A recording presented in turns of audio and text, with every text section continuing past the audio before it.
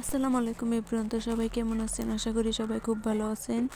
আর আমিও আল্লাহর কাছে দোয়া করি সবাই যাতে খুব ভালোই থাকেন। আজকে আমার মা বানাবে মোষের মাংস। আমি ভিডিও করতেছি আমার মা কিভাবে মোষের মাংস বানায়, তা আপনাদেরকে আজকে দেখাবো।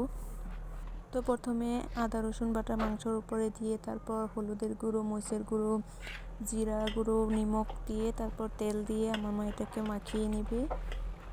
আমার মা গরুর মাংস এইভাবেই রান্না করে, তেল দিয়ে সব মশলাপাতি দিয়ে মাখিয়ে তারপর রান্না করে।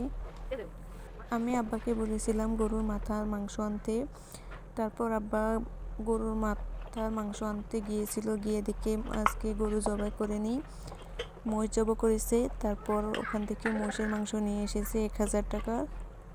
তো বাবা ফোন করে আমাকে বলছে যে আজকে গরু জবাই করে নিই, মোষের মাংস নিয়ে আসবে কি না।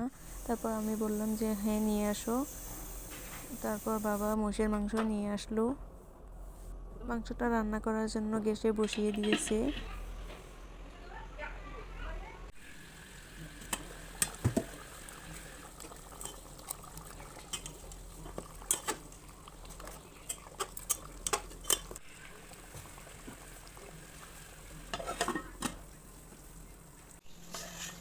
মাংসটা রান্না হয়ে গেছে।